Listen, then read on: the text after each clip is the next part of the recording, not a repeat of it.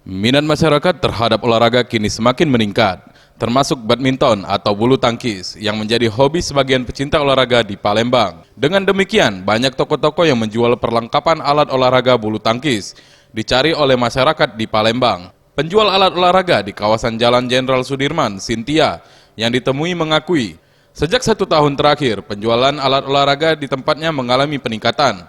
Banyak masyarakat yang mencari raket bulu tangkis dari bermacam-macam merek.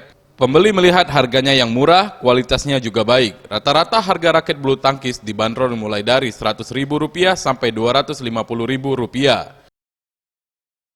Mbak Cynthia, ini untuk penjualan alat raket bulu tangkis ini di toko ini gimana Mbak dari minat masyarakatnya?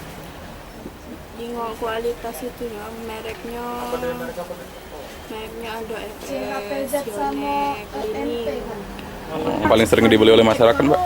Sering dibeli Lining sama RS. Nah, itu bedanya dengan Yonex yang lainnya gimana Mbak? Beda dari yang merek yang lain? Kalau orang menjenguk itunya apa bonusnya kayak gitu.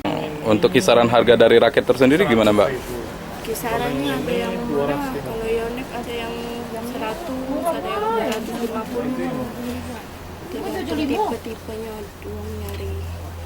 WLIAF Sriwijaya TV.